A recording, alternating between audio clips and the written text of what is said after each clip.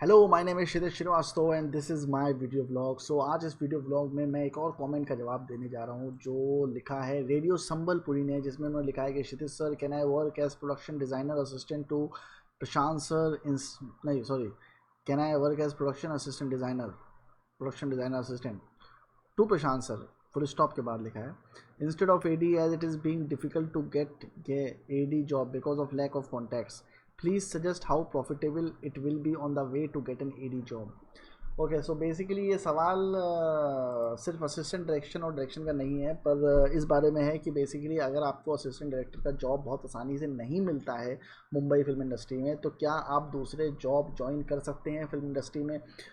और इस बारे में भी मैं डिस्कस कर चुका हूँ। अगर आप मेरे प्रीवियस व्लॉग्स देखोगे असिस्टेंट डायरेक्शन के बारे में, तो मैंने इस बारे में काफ़ी कुछ बताया है।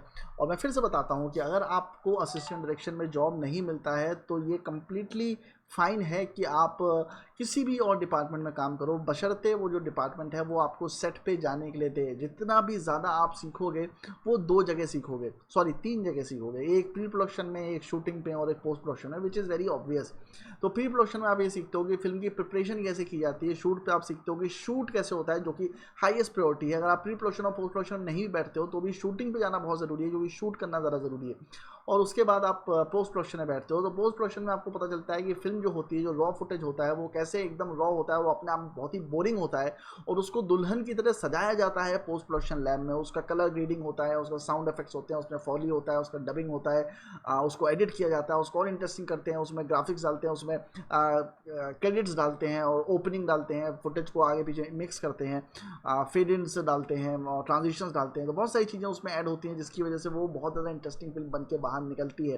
तो वो सारे प्रोसेस आपको समझना पड़ता है कि शूट जो स्क्रिप्ट लेवल से पिक्चर जब शूट हो रही होती है तो क्या चेंजेस आते हैं, और जो शूट लेवल से पोस्ट प्रोडक्शन में पिक्चर जाती है तो उसमें क्या चेंजेस आते हैं। तो उसके लिए आपको सेट पे रहना ज़रूरी है। तो ये फ़र्क नहीं पड़ता है कि आप किस हैसियत से, किस पोजीशन से सेट पे हैं। अगर आप सिर्फ वहाँ पे खड़े रहने का भी आपको मौका मिलता है तो आप वहाँ खड़े रहो, आप 50 चीज़ें सीखोगे। आप ये सीखोगे कि लाइटिंग कैसे अरेंज होती है, कैसे पर्टिकुलर शॉट लेते हैं, कैसे चीट करते हैं, कैसे एक्टर परफॉर्म करता है, कैसे एक्टर एक ही शॉट को 25 बार परफॉर्म करता है, कैसे एक डायरेक्टर एक शॉट सही ना आने पर कैसे इरिटेशन अपना बचाने की कोशिश करता है, किस तरह से लंच ब्रेक होता है, लोग एक दूसरे से कैसे डील करते हैं, कॉस्ट्यूम डिपार्टमेंट कैसे काम करता है, और इवन वहाँ पे ऑनलाइन एडिटिंग होती है तो ऑनलाइन एडिट जो होता है, जो एडिटिंग होती है, वो कैसे वहाँ पे एडिटर्स कैसे वहाँ पे परफॉर्म करते हैं, हार्ड डिस्क का कैसे ट्रांजैक्शन होता है। बहुत छोटी छोटी चीज़ें हैं जो आपको वहाँ पे सेट पे सीखने को मिलती है। बस सबसे इंपॉर्टेंट चीज़ जो आपको सीखने को मिलती है वो अगेन वही है ह्यूमन मैनेजमेंट, कि कैसे लोग एक दूसरे से बात करते हैं, डील करते हैं, कैसे कैमरा लगता है, कैसे कौन सा शॉट लिया जाता है, कौन सा शॉट जिमी जिप से लेते हैं तो किस तरह का रिजल्ट आता है, कौन सा शॉट ट्रैक ट्रॉली में लेते हैं तो किस तरह का रिजल्ट आता है। तो ये सारी चीज़ें आपको सेट पर जाए बिना सीखने को नहीं मिल सकती हैं। तो ये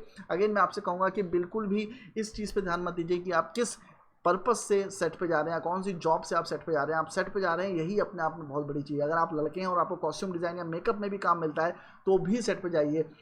मराठी फिल्म के एक बहुत बड़े डायरेक्टर हैं जिन्होंने बहुत अच्छी अच्छी फिल्म बनाई हैं, अगेन मैं नाम भूल गया उनका, वो पहले मेकअप आर्टिस्ट थे और उसके बाद वो डायरेक्टर बने। ऐसे बहुत सारे इंस्टेंसेस हैं जहाँ पे लोग अलग अलग फील्ड से आए हैं और जाके बाद में डायरेक्टर बने। और एक चीज़ याद रखो कि assistant direction is not the goal.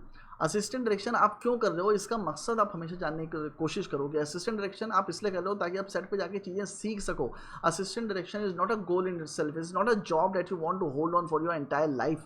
Assistant direction आप इसलिए कर रहे हो ताकि आप कल को जाके डायरेक्टर बन सको और आप सारी चीज़ें सीख सको सेट पे जाके। उसको इस तरह से मत लो कि मैं सेट पे असिस्टेंट डायरेक्टर बन के नहीं गया तो मैं सेट पे जाऊँगा नहीं। कई लोग ऐसे होते हैं जो बहुत ही एडमेंट होते हैं, बहुत ही ईगो पे लेके वहाँ पे जाते हैं, जो अक्सर सक्सेसफुल नहीं हो पाते हैं। तो वो ईगो पे लेके जाते हैं कि अगर मैं एक्टर हूँ तो मैं एक्टर ही बनूंगा। एक एक्टर अगर असिस्टेंट डायरेक्टर बन के भी सेट पे जाता है तो उसको बहुत सारी चीज़ें सीखने को मिलती हैं, जो कि एक्टिंग जो होती है, फिल्म एक्टिंग जो होती है, वो थिएटर एक्टिंग से या बाकी नॉर्मल एक्टिंग से एकदम ही डिफरेंट होती है। और वो उसमें आपकी टेक्निकलिटीज़ इन्वॉल्व होती हैं, जो कि एक एक्टर को पता होना चाहिए कि लाइट कैसी है, कैमरा कैसा है, किस तरह से शॉट लेते हैं, किस तरह से क्या होता है और किस तरह से मुझे आई मूवमेंट देना है। मैं ऐसे बहुत सारे एक्टर्स को जानता हूँ जिनको टेक्निकली बहुत सारी चीज़ें पता है और टेक्निकली बहुत साउंड है, और डायरेक्टर उनसे बहुत खुश होता है, उनको रिपीट करता है और बहुत सारी फिल्मों में अक्सर आपको दिखाई पड़ते हैं। तो मैंने ऐसे एक्टर भी देखे। मेरा खुद का एक फ्रेंड है जो अभी लखनऊ में ही शूट कर रहा है, सावधान इंडिया, करण शर्मा, बहुत अच्छा दोस्त है मेरा। मैं देखो टाइम मिलता है उससे मिलने आता हूँ, उसका इंटरव्यू भी लेता हूँ। तो उसको इतना लाइट का नॉलेज है कि अगर लाइट ऊपर से पड़ रही है तो उसको पता है कि उसके फेस पे लाइट आ रही है कि नहीं आ रही है, उसके हिसाब से वो अपना मूवमेंट आगे पीछे कर लेता है। सो इस लेवल की टेक्निकल नॉलेज, और वो नॉलेज उसको इसलिए है क्योंकि उसने बहुत सारे सीरियल्स में और फिल्मों में काम किया है। सो कहने का मतलब ये है कि assistant direction is not the goal, assistant direction is just the means to an end. आप उसका इस्तेमाल करके उसके पायदान पे पैर रख के आप आगे बढ़ना चाहते हो और डायरेक्शन करना चाहते हो, तो असिस्टेंट डायरेक्शन की जगह, और बेसिकली पर्पस क्या है असिस्टेंट डायरेक्ट करने का, ताकि आप प्री प्रोडक्शन से लेकर पोस्ट प्रोडक्शन तक के सारे प्रोसेस में बैठ सको। पर अगर आपको वो काम नहीं मिलता है तो सिर्फ एक ही लालच रखो कि मुझे सेट पे जाना है। अगर आप कॉस्ट्यूम डिपार्टमेंट में भी हैं तो भी आप प्री प्रोडक्शन में काम करेंगे, तो आपको जाहिर सी बात है कॉस्ट्यूम डिपार्टमेंट में काम करना पड़ेगा। पर जो एक्सेल शीट्स एडीज बनाएंगे वो आपके साथ भी शेयर करेंगे, कॉल शीट्स जो है वो आपके साथ भी शेयर करेंगे, सारे डॉक्यूमेंट्स जो हैं, स्क्रिप्ट भी है वो भी आपके साथ शेयर होगी। तो बेसिकली प्री प्रोडक्शन तो आपको अपने आप ही थोड़ा थोड़ा समझ में आने लगेगा। असिस्टेंट डायरेक्टर का काम और कुछ नहीं होता है, चीज़ों को सिर्फ मैनेज करना होता है और स्ट्रक्चर में लेके आना होता है। तो वो बेसिकली आप अगर किसी भी डिपार्टमेंट में काम करोगे तो आपको सीखने को मिल जाएगा। हाँ, मेकअप डिपार्टमेंट में ही सीखने को मिलेगा क्योंकि मेकअप वाले जिस दिन शूट होता है उसी दिन आते हैं, पर बाकी बहुत सारे ऐसे डिपार्टमेंट हैं जिन पे आप काम करके लगातार कुछ ना कुछ सीख सकते हो। सो ये बिल्कुल दिमाग में मत रखो कि मुझे असिस्टेंट डायरेक्टर ही बनना है तभी मैं सेट पे जाऊंगा, मैं और किसी फील्ड में काम नहीं करूंगा। तो वैसा दिमाग के अंदर मत रखिए, और जो भी आपको लगे कि मैं सेट पे जा सकता हूँ, लालच सिर्फ इतना रखो कि मैं सेट पे जा सकता हूँ। अगर आप सेट पे जा सकते हो तो कोई भी चीज़ आपके लिए मुश्किल नहीं है, आप आसानी से चीज़ें सीख सकते हो। तो गोल ये रखो कि असिस्टेंट डायरेक्टर नहीं, सेट पे जाना है, तो आपके लिए चीज़ें ईजी हो जाएंगी। तो आई होप कि मैंने आपके सवाल का जवाब दे दिया। अगर आपको ये ब्लॉग अच्छा लगा है तो बताइए, अगर आपके सवाल का जवाब मिल गया है तो भी बताइए, अगर नहीं मिला है तो भी बताइए, एंड कमेंट बॉक्स में मेंशन करिए इन सब चीज़ों के बारे में। और जल्दी मिलते हैं नेक्स्ट ब्लॉग के साथ, तब तक मेरा चैनल लाइक करिए, शेयर करिए एंड सब्सक्राइब करिए। Bye bye.